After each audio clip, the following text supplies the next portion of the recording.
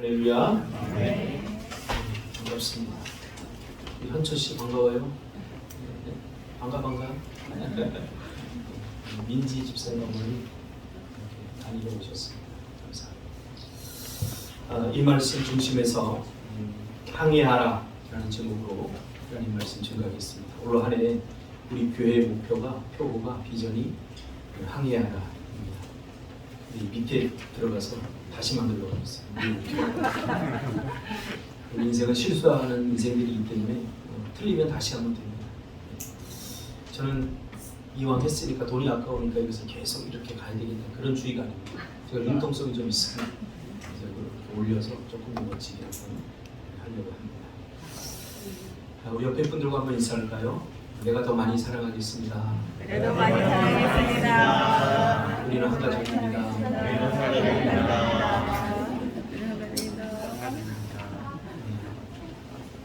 신앙생활이 밥 먹여줍니까? 이 대답이 아닌데. 신앙생활이 밥 먹여주냐? 좀 적당히 믿어라. 제가 많이 들었던 말입니다. 전도사 때부터 들었습니다. 아니, 예수 믿고 나서부터 사람들이 저를 만나면 왜 도대체 교회 그렇게 열심히 다니냐, 신앙생활이 밥 먹여주냐, 가장 많이 들었던 말입니다. 시간이 지나면서 그래 밥 먹여준다 이 말로는 좀 안 될 것 같아서 나름대로 고민을 해보았습니다. 앞으로 더 많은 사람들이 이런 질문을 할 텐데 그때 내가 뭐라고 이야기를 해야 될까?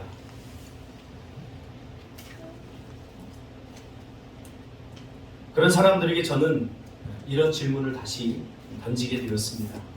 사람이 밥만 먹고 사냐? 신앙생활이 밥 먹여주냐? 라고 묻는 사람에게 저는 다시 묻습니다. 너는 밥만 먹고 사냐? 사람이 밥만 먹고 사냐? 자기 밥그릇 챙기느라고 정신이 없고 자기 밥그릇을 챙기기 위해 신앙도 사랑도 우정도 관계도 매정하게 버리는 사람들과 달리 편한 잠자리 걷어차고 거친 광야로 나아가 외롭게 헌신하고 거친 바다로 배를 몰아가는 사람들이 있습니다. 험한 길인 줄 알면서도 슬프고 가난하고 애통한 운명인 줄 알면서도 빈들에서 외치는 사람들이 있습니다. 제가 4년 전에 이 제주 땅에 올 때 심정이 똑같습니다. 제가 밥만 먹고 살았다면 잘 되던 목회를 인천에서 10년의 사역을 접고 이 낯선 땅 제주로 올 리가 없었습니다. 올 한 해 우리 교회 표어는 항해하라입니다. 이 표어의 모티브가 되는 것은 김승진 선장의 인생은 혼자 떠나는 모험이다 라는 책과 오늘 우리가 읽은 이사야 43장 이 본문의 말씀입니다. 제 주보에도 이렇게 필독서로다가 올려놨습니다. 꼭 사서 한번 읽어보시기 바랍니다. 아마 읽어본 분들도 계실 것입니다. 이 김승진 선장은 PD 출신입니다. 그렇게 좋은 대학도 나오지 못했습니다. 그러나 세계 일주하기에는 다소 작은 아라파니오라고 하는, 아라라고 하는 말은 바다의 순 우리말이고요. 판이라고 하는 말은 달팽이입니다.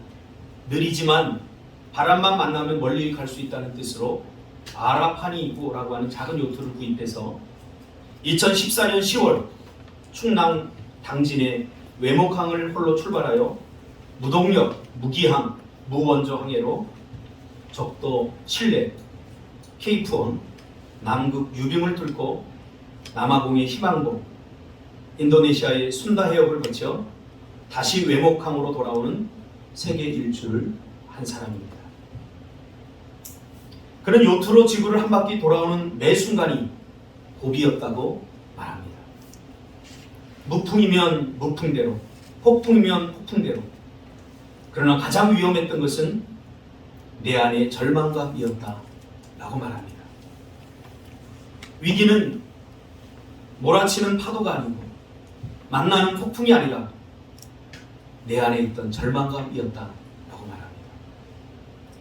그러면서 남들은 특별하다고 생각할지 모르지만 난 평범한 인생을 지극히 평범한 인생을 살아왔다라고 말합니다. 그는 어쩌면 무모해 보이는 이 항해를 시작한 이유에 대해서 인생의 어떤 순간에 다다르면 예전에 아름답게 보이던 것들이 더는 그렇게 느껴지지 않는 순간이 있다. 나는 그 순간을 이 무모해 보이는 항해를 향해 극복했다라고 말합니다. 한참 혈기왕성한 20대, 30대에는 잘 모릅니다. 40대가 들어서면서 예전 같지 않습니다. 여전히 기뻤던 것, 예전에 만족을 주었던 것들이 서서히 내 손에서 사라져 버리게 됩니다. 그런 것들이 이제 더 이상 나를 행복하게 하거나 더 기쁘게 하지 못하는 순간들이 옵니다.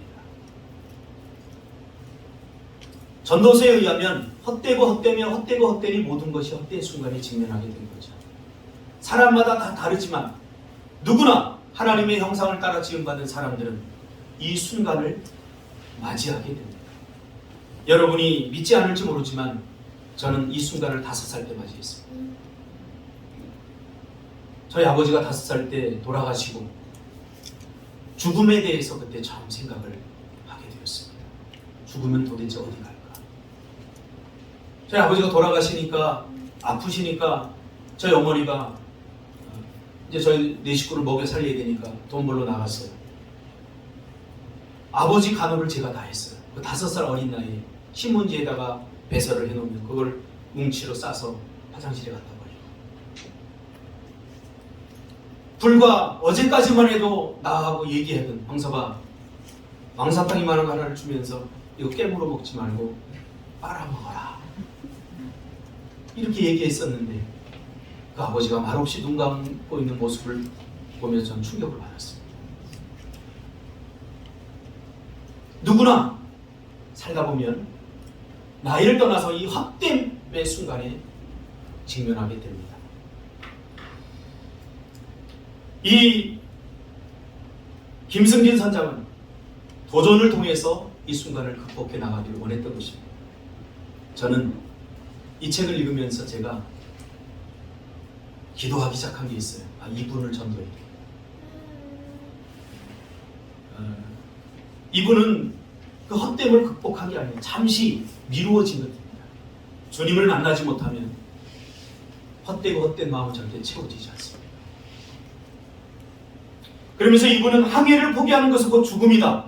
인생도 마찬가지다. 무엇인가를 이뤄내기 위해서 항해하는 것이 아니라 인생 자체가 바로 항해다 라고 말합니다. 많은 사람들이 그에게 물었다고 합니다.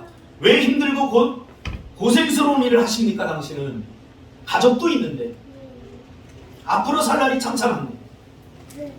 그때마다 그는 다시 되묻고 싶다고 합니다. 그렇다면 나는 이렇게 무모한 항해를 하는데 무모한 항해를 하지 않은 당신의 인생은 순조로운가?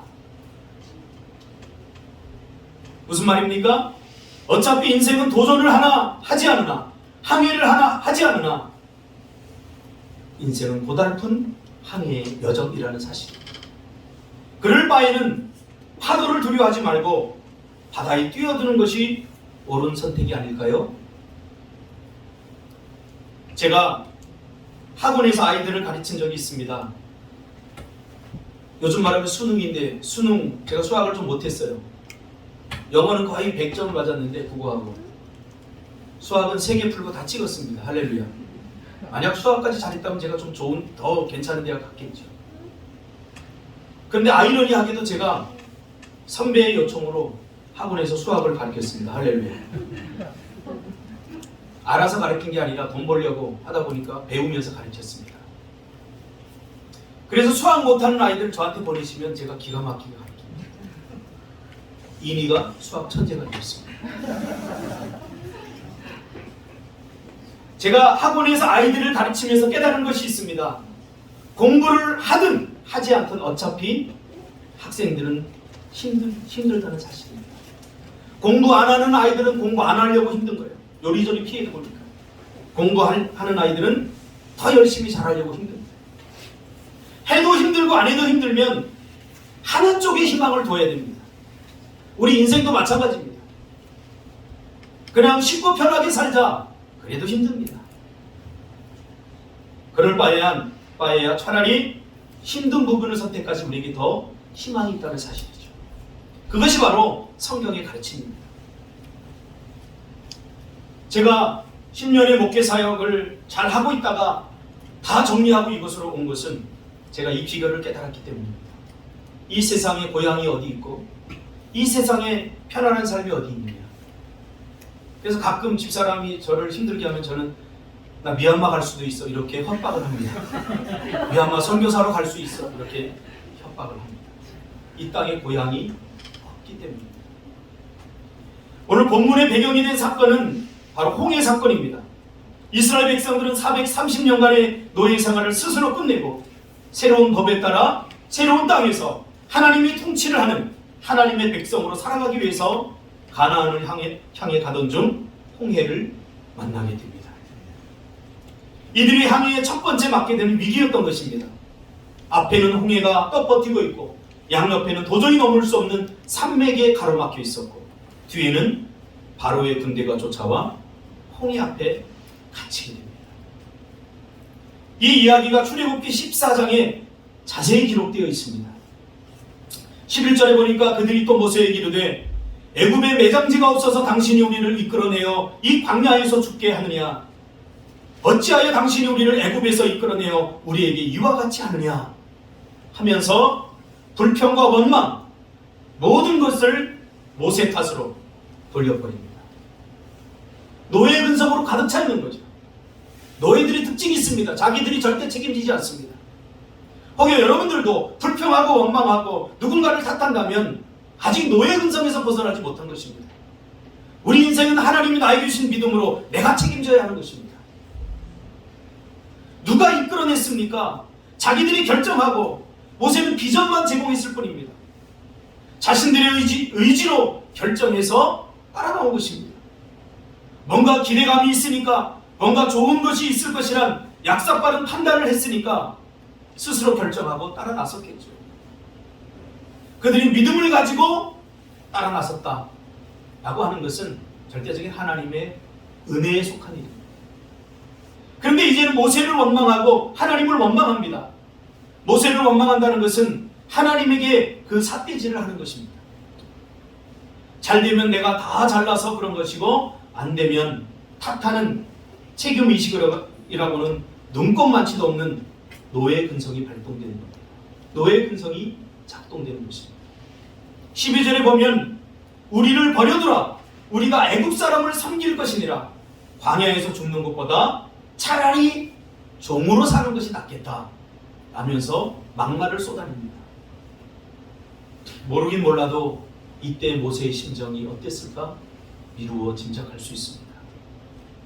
마치 배은망덕한 자녀가 부모를 향해 왜 나를 낳았어? 하는 것과 마찬가지죠. 신앙의 여정 속에서 우리가 가장 극복해야 될 신앙의 파도, 신앙의 폭풍은 바로 불평과 원망, 탓이라고 하는 서운함이라고 하는 파도입니다. 내 신앙이 언제 무너집니까? 내 신앙의 마음이 언제 잠식됩니까? 내 마음을 삼켜버리는 강력한 폭풍은 불평과 원망, 탓, 서운함입니다. 그 파도에 휩쓸리면 다 넘어갑니다.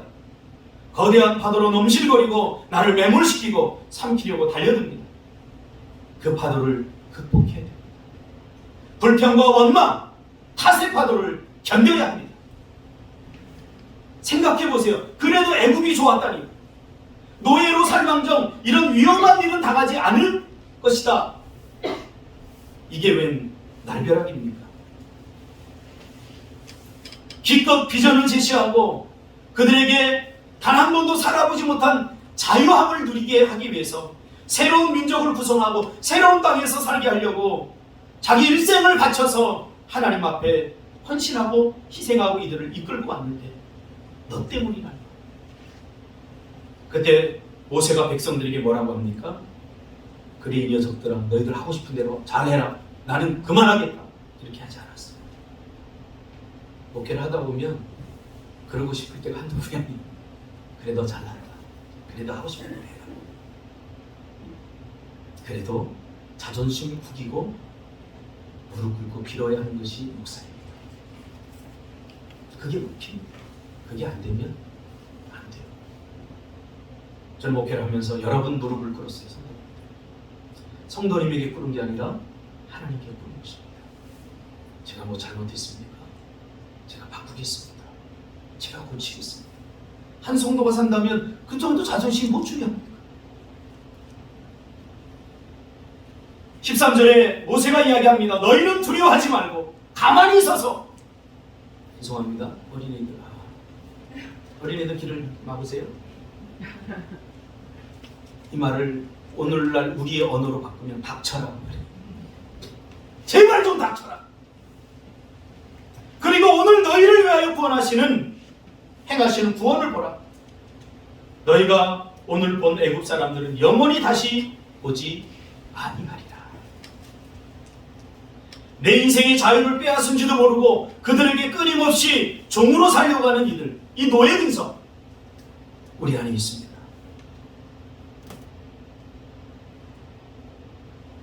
제가 개척을 하고 성도님들에게 자유스럽게 신앙생활을 하세요. 그리고 다른 교회에서 만들어 놓은 조직들을 다 없애버리고 그냥 나와서 성경 공부하고 그리고 주일 예배 드리고 이렇게 하라고 했더니 다 두려워하는 거예요. 그러지 마세요, 목사님. 뭔가 좀 뭐 할 거리도 주고 이렇게 해라 저렇게 해라 좀 해주세요. 노예들의 대표적인 근성은 자유를 두려워한다는 사실입니다. 누군가가 책임져 주기를 바라고 책임지지 않으려고 하고 책임지지 않으려고 하다 보니까 책임질 일을 안 하는 것입니다. 그러나 자유인은 그렇지 않습니다. 실패하더라도 두려워도 책임을 지면서 우리는 성장하고 자라는 것입니다. 죄송하지만 제가 우리 아이들을 낳기 전까지 저는 부모의 심정을 요만큼도 몰랐어요. 안다는 것은 다 거짓말입니다. 그러나 아이를 낳아보니까 지금 큰아이가 대학을 졸업하고 지금 취업을 못하고 2년째 이것저것 지금 하면서 준비하고 있지만 얼마나 부모의 심정이 애달겠습니까? 그러나 나의 20대를 기억하면서 전 잔소리 한마디 안 했어요. 왜요? 우리 큰딸이 제일 힘들 거거든요. 저희 때처럼 뭐 이 보장된 직장이 없어요. 그래서 제가 예린아 괜찮아. 아빠가 살아있으니까 너 먹여 살릴 수 있어. 찬찬히 준비해. 찬찬히 준비해. 오늘은 또 저희 집사람이 악마가 되어야 되겠군요. 집사람은 매일매일 전화해. 학원 안 갔어. 알바라도 해. 사실은 저 사람이 멋진 사람이에요. 저는 그럴 용기가 없는 거예요. 제가 그 20대를 처절하게 보내고 왔기 때문에 저는 제가 다 돈 벌어서 대학을 졸업하고요. 아르바이트를 한 번을 세어보니까 30개 이상을 했어요. 저 세차 잘합니다. 아파트에 가서 물 한 동이 가지고 차 5대 닦습니다. 안 해본 것이 없어요. 도금 공장도 다녀봐. 그러나 저는 그 시절을 절대 불행하다고 생각하지 않습니다. 나에게 그런 것을 선택하고 할 수 있는 자유가 나에게 있었기 때문에 나는 내가 너무 자랑스럽습니다. 노예의 삶에 길들여지면 차라리 그것이 편합니다. 누가 다 해주는 것이 편합니다. 자유에 따르는 책임감, 그것이 자유를 누리게 하는 것 아닙니까? 14절에 여호와께서 너희를 위하여 싸우시리니 너희는 가만히 있을지어다. 이곳에 오면서도 사실은 세상적으로 말하면 아무 대책 없이 온 겁니다. 저희가 이 땅을 사고 여기를 구입해서 올 때 우리가 세상 사람들이 말하는 것처럼 논리적으로 분석하고 자금을 마련하고 그렇게 해서 온 것이 아닙니다. 주님이 가라 하니까 창세기 12장 1절 3절 본토 친척 아비 집을 떠나고 가라 하니까 온 것이지. 어떻게 왔어요? 그러면 몰라요 라고 밖에 말할 수 없어요. 어떻게 그 많은 돈을 다 마련했어요? 지금도 생각하면 몰라요. 기억하고 싶지도 않아요. 너무 힘들었기 때문에. 잠금 치르는 걸 내가 5번 6번은 유예시켰어요. 왜? 한꺼번에 물을 돈이 없는 걸 내가 뻔히 아는데 그 정도 믿음이 나한테 안 되기 때문에 어떻게 하다 보면 하나님이 하시겠지. 내일 3억을 줘야 되는데 지어진 건 아무것도 없고 은행을 가니까 당신은 목사이기 때문에 뭘 보고 신용을 하느냐. 줄 수 없다. 내일 줄 날이 됐는데도 아무 대책이 없어요. 그런 날들을 2년 동안 보내면서 왜 인간적으로 왜 하필이면 이곳입니까? 왜 하필이면 여기에 내가 와야겠습니까? 10년 동안 다 다져놨는데 인천에 이제는 세상 사람들이 말하는 그런 부흥이 보장됐는데 왜 여기입니까? 왜 원망하는 마음이 없었겠습니까? 그래서 저는 성도님들이 원망하고 불평하는 거 이해합니다. 이해는 하는데 그러면 안 됩니다. 그러면 안 됩니다. 자기 인생을 갉아먹는 그때 하나님은 부르짖는 모세를 향해 이스라엘 자손들을 바다로 향해 나아가게 하고 지팡이를 들고 손을 바다 위로 내밀어 그것이 갈라지게 하라. 이스라엘 자손이 바다 가운데서 마른 땅으로 행하리라. 할렐루야. 모세가 손에 든 지팡이를 바다로 향하자 이 거대한 바다 한가운데 길이 생겨납니다. 바다에 길을 내시는 하나님을 이스라엘 백성들은 경험하게 된 거죠. 지난 14년 동안의 목회 여정 속에 저는 수없는 홍해 앞에서 보았지만 그때마다 하나님께서 바다의 길을 내셨습니다. 광야의 길을 내셨습니다. 혹시 앞문이 막히고 뒷문이 막히고 옆문이 막히고 홍해에 갇힌 것 같은 성도님들 계시다면 한 걸음이면 족합니다. 발을 디디시길 바랍니다. 이번 주 극동방송 제 설교가 한 걸음이면 족합니다. 요단강을 건널 때 한 걸음이면 좋겠습니다. 한 걸음 발을 디디니까 요단강물이 갈라졌습니다. 하나님은 홍해를 건넌 이스라엘이 다시 한번 광야의 길을 내겠다고 말씀합니다. 그러므로 인생의 홍해를 만나거든 두려워하거나 애굽으로 다시 돌아갈 생각 마시고 바다의 길을 내시는 하나님을 바라보아야 합니다. 왜 하필 홍해야? 라고 불평과 원망에 익숙한 이스라엘 백성들이 이 장엄한 광경을 보면서 인생의 어떤 위기 앞에서도 흔들리지 않을 강력한 은혜를 경험하게 된 것이죠. 평생 볼 수 없는, 평생 경험할 수 없는 강력한 은혜를 경험하게 된 것입니다. 그래서 시시때때로 이 홍해 사건은 기억되고 회자되는 겁니다.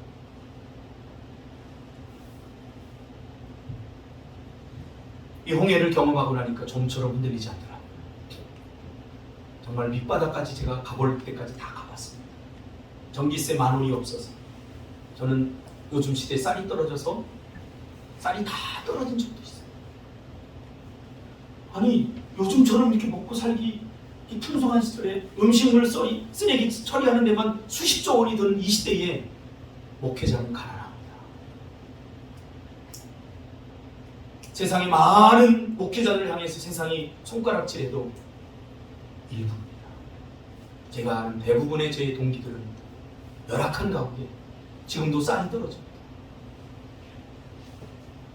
그래도 저는 좀 괜찮은 편이라 이번 연배도 제 후배 목사님들 돕다 보니까 미안합니다. 100만 원 이상을 제가 썼던 거 같아요. 그 돈이 어디서 났는지 묻지 마세요. 어떻게 생겼어? 이 김승진 선장은 211의 바다 항해 중 수많은 위기를 만나게 됩니다. 배가 태평양 한복판에서 고장이 납니다. 도시 부러집니다. 포기해야 되지 않겠습니까?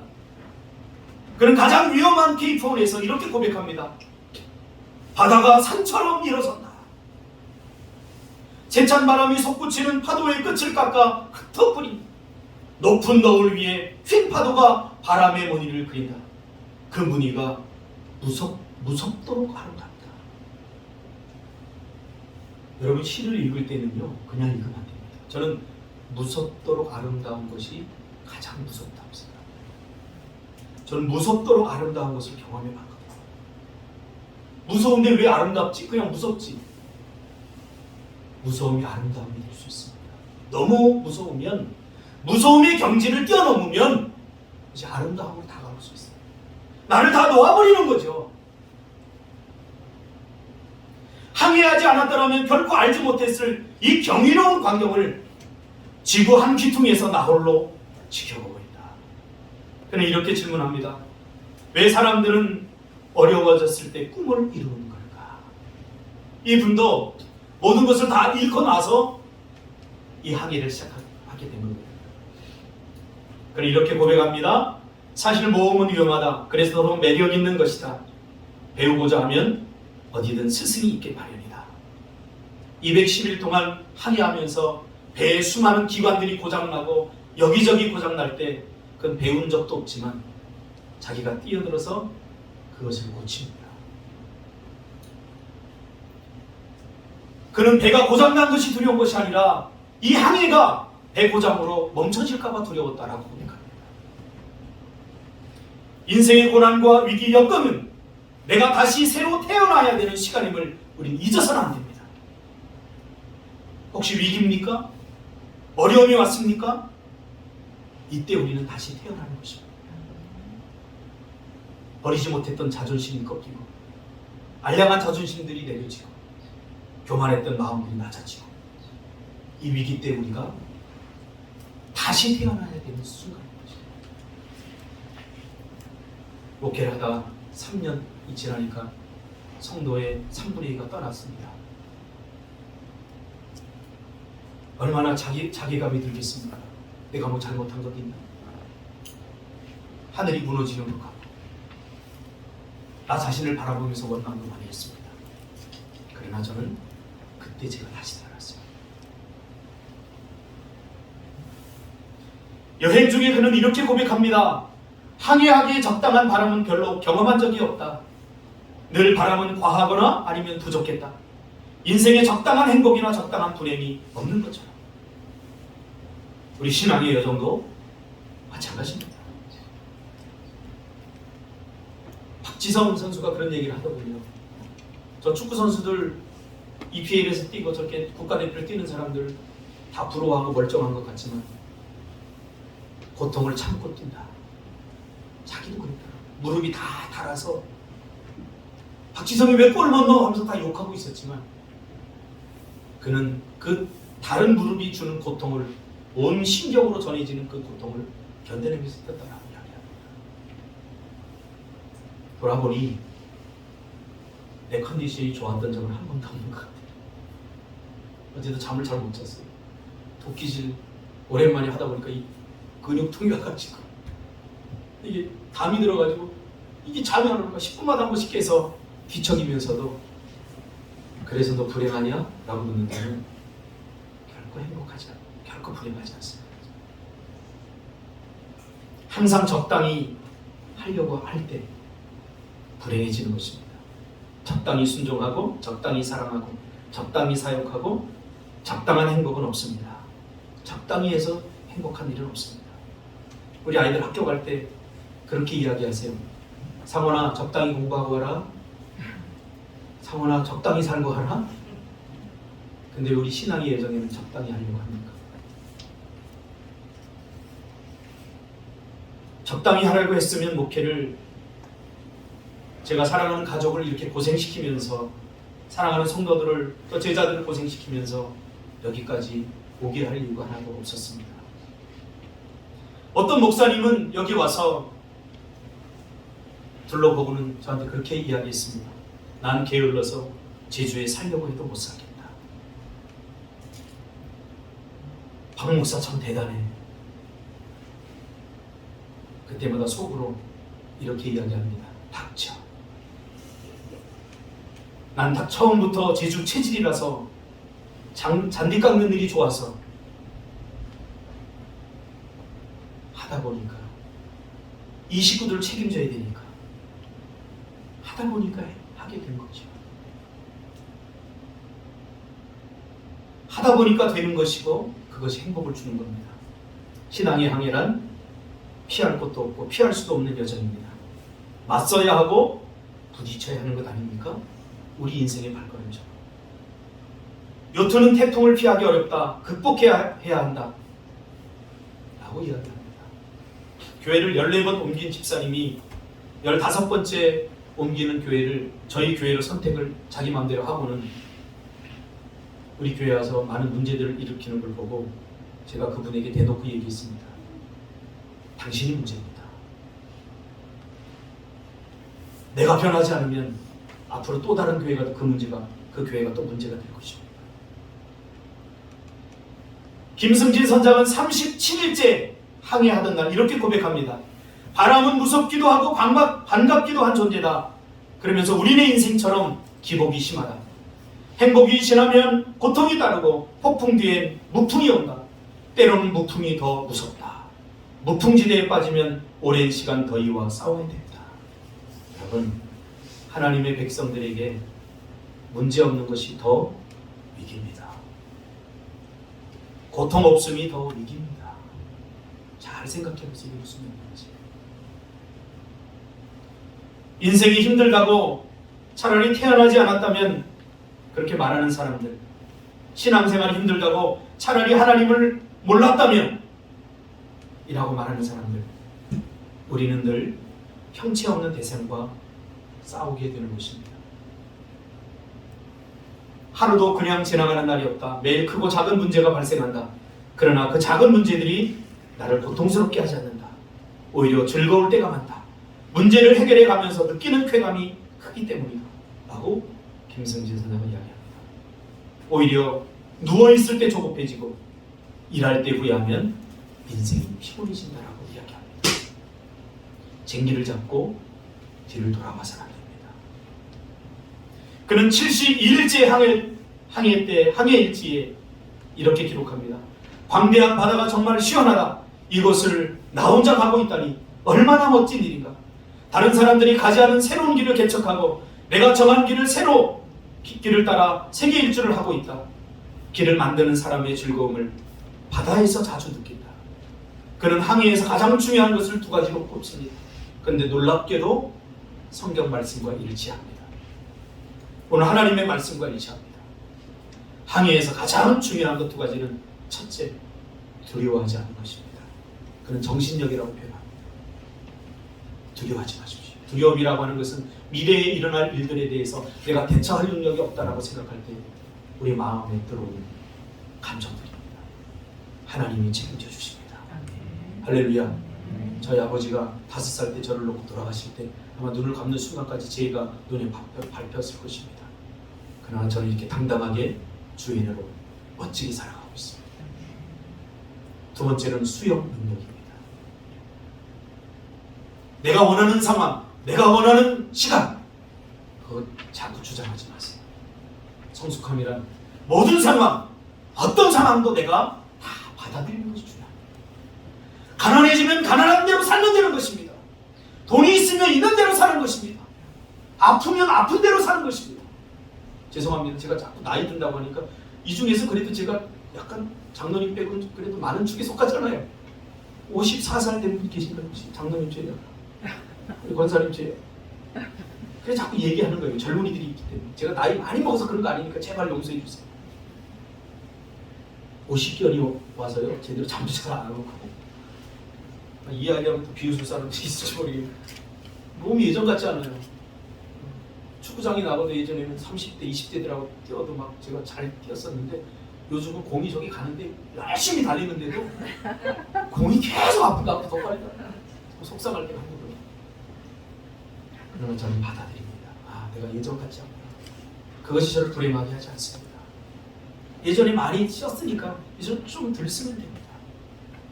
여러분 어떤 상황이든지 받아들이시길 바랍니다. 사도 바울은 그것을 내게 능력 주시는 자 안에서 내가 모든 것을 할 수 있다고 합니다. 자족하는 비결을 배워야 됩니다. 자꾸 여러분 옛날 이야기 하지 마세요. 자꾸 여자분들 보톡스 맞지 마세요. 할렐루야. 그 주름이 저는 너무 아름다운 거예요. 그 흰머리가 아름다워. 성경 10세를 보세요. 얼마나 아름답습니까? 거부하지 마시고 받아들이시기 바랍니다.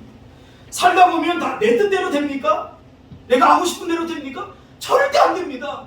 그럼 미숙한 사람들은 왜 안 되지? 그러면 자꾸 과거에 붙들려요. 오늘의 나는 어제의 내가 아닙니다. 절대로. 반드시 기억하시길 바랍니다. 저도요, 어제의 나로 보지 마세요. 전 더 멋져질 겁니다. 할렐루야. 더 괜찮아질 겁니다. 더 예수님 닮을 것입니다.